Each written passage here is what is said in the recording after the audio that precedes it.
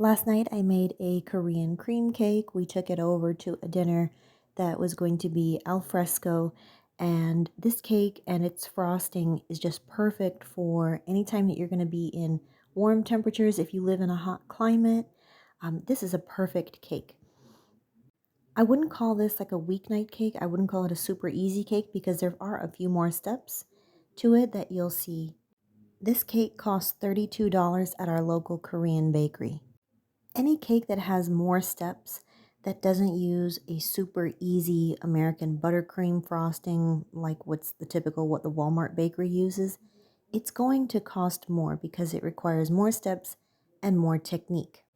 If you can master these steps, you can bring um, fancier, nicer things to gatherings or just have them for your own family for regular meals. The Korean Saeng or cream cake was actually the original recipe of a man named, I think it was Henry Baker or Henry Baker, I think, in 1927. He was a salesman and he developed this recipe. So it's just something to keep in mind that everyone culturally appropriates, okay? So I'm going to put the ratios in the description. We have cake flour, sugar, baking powder, salt, vanilla. I am using vanilla bean paste. You can use liquid vanilla or even fake vanilla. I have egg yolks that and whites that are separated because we're going to beat them separately. That's going to help give the lift to our cake. Now you see that there is a cup there on the other side of them, and that's because I do break these eggs one at a time. That way, if any egg and yolk mixes, I won't accidentally get a little yolk into my whites because that will affect their ability to beat. I have canola oil. You can use vegetable oil. I also have a second sugar. It's the same sugar, it was just separated. And I also have cream of tartar. Now for our ingredients, for our tools, we're going to need a large mixing bowl, a whisk. We're going to need measuring cups, a spoon. My measuring cups and my whisk come from the dollar store, as you may know if you see my other videos. Now here, my 9-inch springform pans make an appearance again. You'll notice that a lot of the recipes that I develop do use a 9-inch springform pan. And this pan costs, I want to say it was $12 at Walmart. It's the Farberware pan. And one of the reasons that a lot of people don't bake as much as they might like at home is that they feel like they have to use lots of different pans. So that's why I'm showing you recipes that are based on the pan.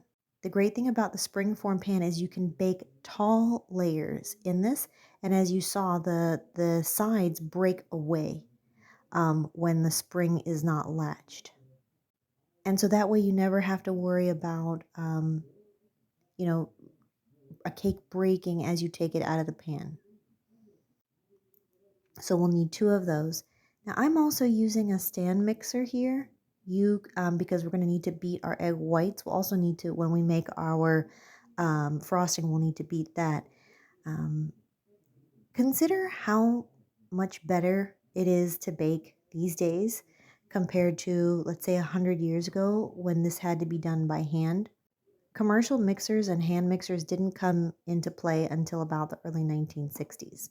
So you can also use a hand mixer, absolutely. I have a hand mixer of Hamilton Beach brand from Walmart. It was like under $15. Excellent, excellent tool. Now I am preheating my oven to 350. One of the most common mistakes made with this recipe and why people find that their cake layers fall flat and deflate is that they don't preheat their oven long enough. If you have a basic oven like we have, I'm just showing you, I also will need a spatula, silicone spatula. If you have a basic oven, what will happen is it's going to develop hot spots and cool spots unless it has a convection fan in it. So you really want to let your oven preheat for at least 30 minutes. I mean, even 40 minutes, you can't go wrong. All right, so I'm whisking my cake flour and the first sugar. This will become apparent when I give the recipe if you're interested to follow this.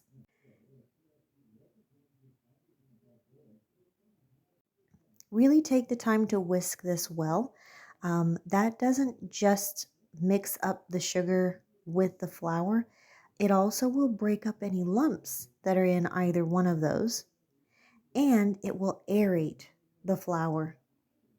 And the more air that we get into this batter, the better it will rise. I'm not really skipping over anything because I want you to see the real time that things take.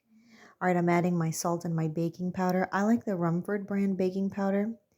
I made a little well to add my oil there. And I'm also adding some water. I'm adding some vanilla.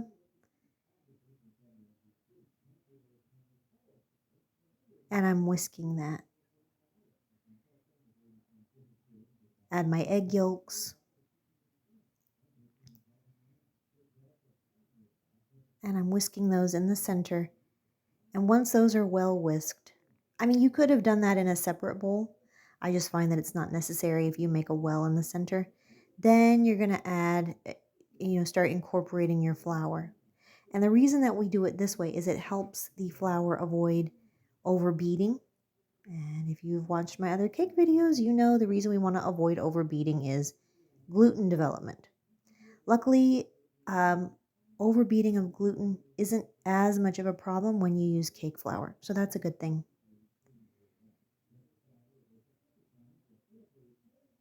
All right, we're just going to beat this for maybe 30-40 seconds until it gets smooth and glossy. All right, coming to our stand mixer. Again, you can use a hand mixer. There is really no difference, I found. This is just easier because my stand mixer is always there. I'm dumping in my egg whites, and I have my mixer on slow, just so I get them a little bit broken up here.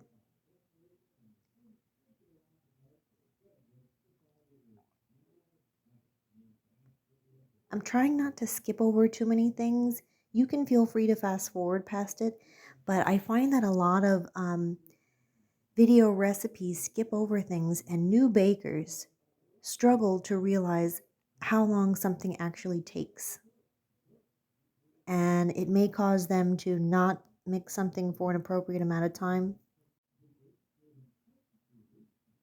And as you can see, I started to increase the speed here on my mixer.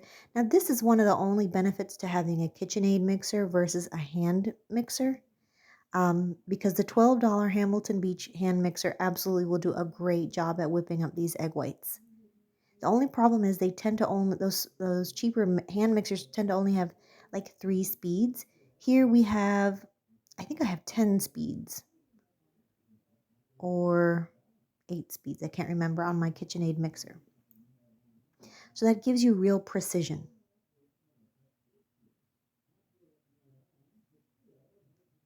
Okay, you can see some air bubbles forming. Why are we doing this step? If you've watched my other cake videos, we've described that there are various ways that you can get a cake to rise.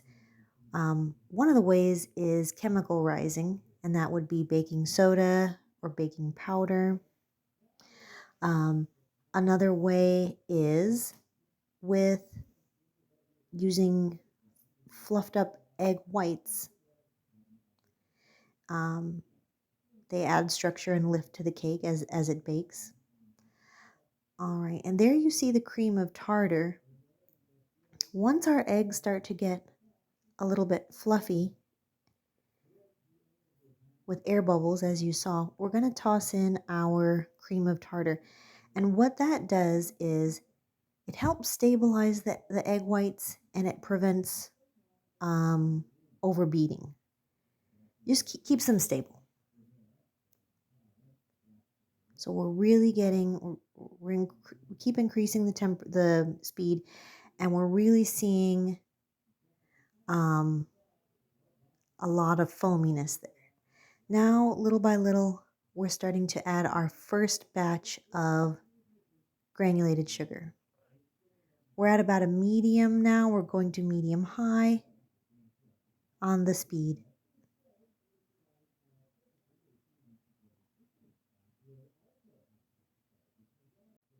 you can really already start to see why this is not a weeknight cake. But all of this extra effort is going to give us a pillowy, light, spongy cake that is soft and airy and yet has enough structure to be a layer cake. So all these techniques, give us many great benefits in one. If you're only really familiar with unfortunately, the cheap Walmart 4-year-old's birthday party cake, those cakes are hard and dense, and they use an American buttercream frosting, which is stiff and sickly sweet, like teeth-shatteringly sweet. And there's so many different kinds of cakes and fillings and frostings that Walmart simply can't do because a human's touch has to be in there, a human's knowledge and technique has to be in there, and more time and steps are involved. And they just don't have the ability to do that and keep their prices so low while also making a huge profit. So if you can learn these great steps, you can make these things yourself without having to go to a high-end luxury bakery. All right, you can really see, and again, you can feel free to fast forward past any of this if you'd like, but this is meant for a newer baker who's trying to get a feel for how long things actually take. All right, now you really see a lot of air has started to incorporate into my egg whites. You can start to see, we added the last of the sugar here. You can start to see some tracks forming in the egg whites, and that lets us know we're getting to the soft peak stage. We want to get to medium to firm peak stage here. Now I'm just checking where we are by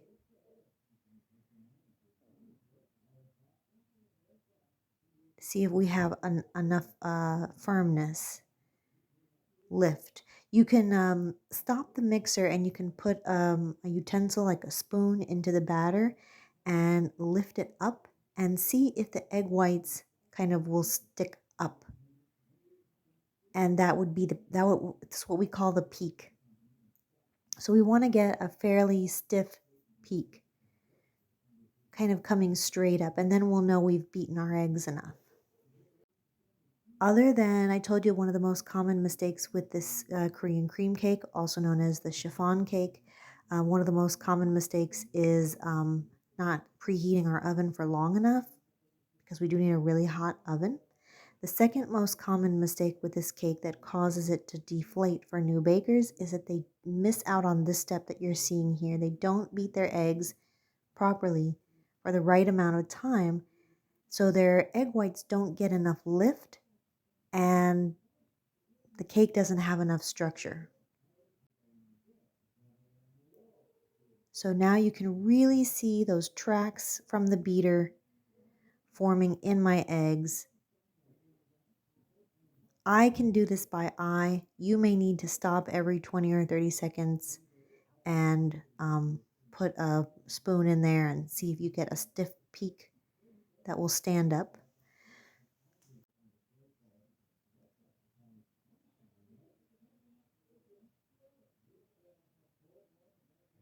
Yeah, I'm pretty satisfied with that.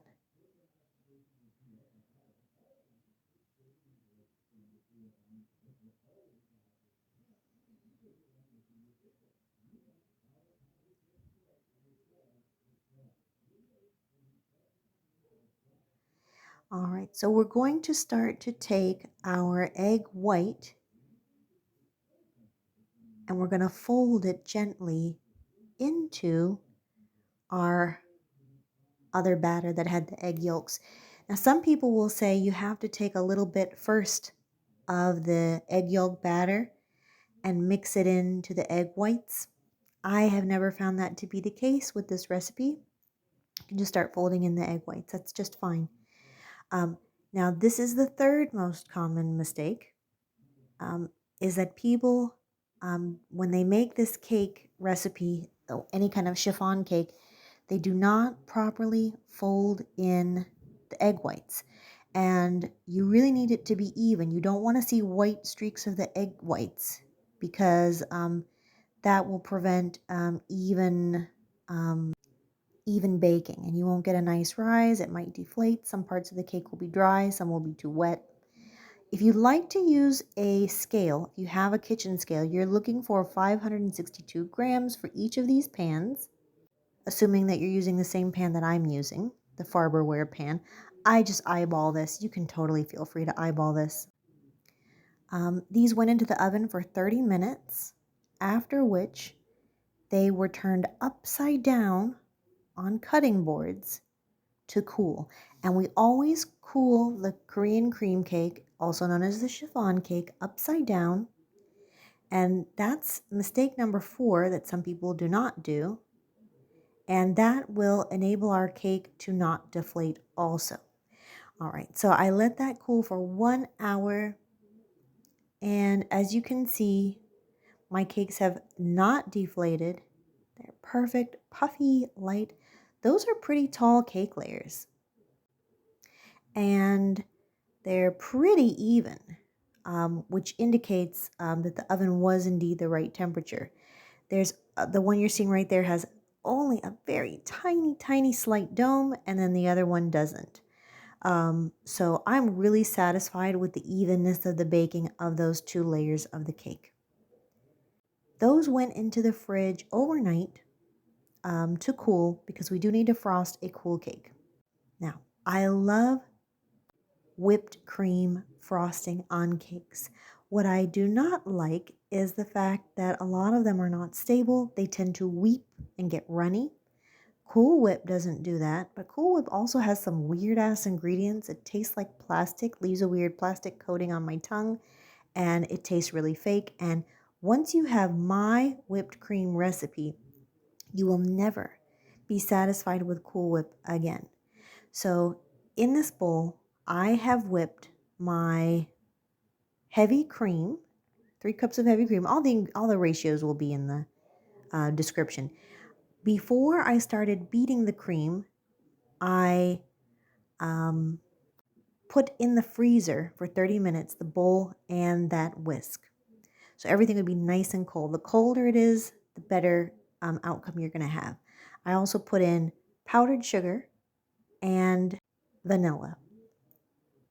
And once that got to the point that it is now, which I would call that the soft to medium peak stage that it's in now, I added, as you can see, it's kind of soft peak. It's not really standing up much. Then I added, from what you saw in my measuring cup, gelatin and water that had been mixed, allowed to sit for 5 minutes, and then put into the microwave for 5 seconds. Not to really heat it up, just to kind of thin it out. Now, sorry about that. I thought I had stopped the recording, but I hadn't. I had just put my phone down at this point. So once the whipped cream frosting, like I said, once it got to the soft peak stage, soft to medium, I added my gelatin water mix, and then I continued to beat for about another minute or so. So what the gelatin will do is it will help the whipped cream to stabilize. It will cause it to not get weepy, runny, melty, drippy, even in a very warm situation. So if you have an al fresco dining situation, you're going to be at a cookout, this is a great cake to bring. Now, it is a little complicated, so you're not going to be able to make a bunch of these, probably. I don't know, maybe you can. But I'm making this for an al fresco dinner with only a few friends. So, all right, now you want to have some punchy fruit filling flavor. I took 2 containers of strawberries. They were on sale this week. I took 8 away out of the container, the 8 most evenly sized and attractive looking ones that I could find. The rest I chopped up. I put into a saucepan along with 1/3 of a cup of sugar and 1/4 of a cup of water. I simmered that down, and that way I got a strawberry sauce. Once that cooled, that was a portion of that, not all, was spread in between on the top layer of my cake. You really want to have something punchy and fruity, because otherwise you just have a nice flavor, but it's just sweet.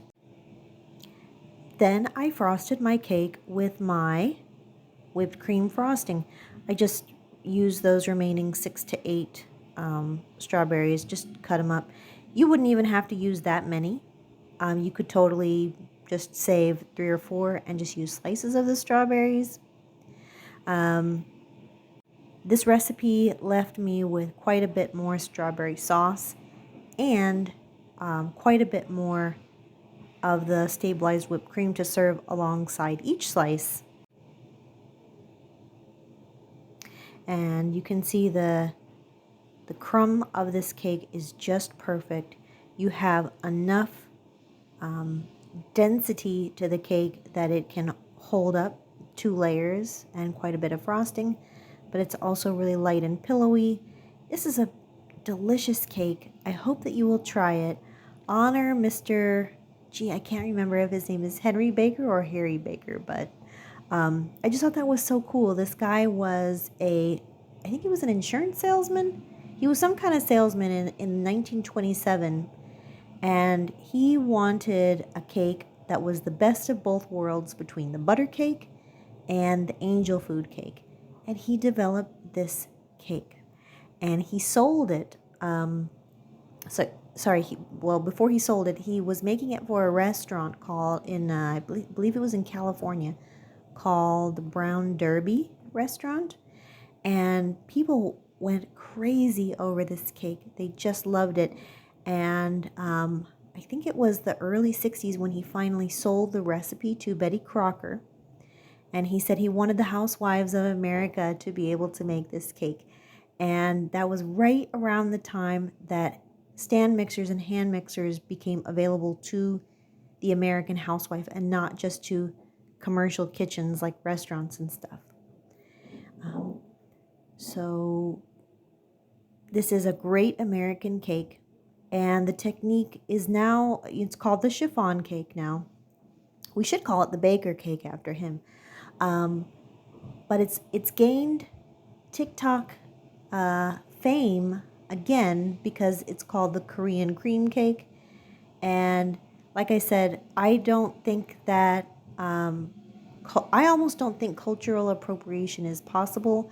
I feel like everybody derives inspiration from everybody else. There's nothing really new under the sun. And while I do like to give credit where it's due, absolutely, I think we should be careful about accusing others of cultural appropriation. And as long as we are doing our best to give credit to others, I think we should be careful about assuming ill intention. So try whatever you want to call it, Korean Saeng cake or baker cake or chiffon cake. Try it. I think you will like it. You can use any kind of fruit filling that you like there. I have used lemon curd, which is extremely tart and is a really great way to cut the lovely pillowy sweetness of the cake and the frosting here. I've also used coconut cream and lime curd and then coconut flakes. That's great. Give this a try, and I'm sure that you will love it, especially for the hot months or for any al fresco dinner situation. Bye!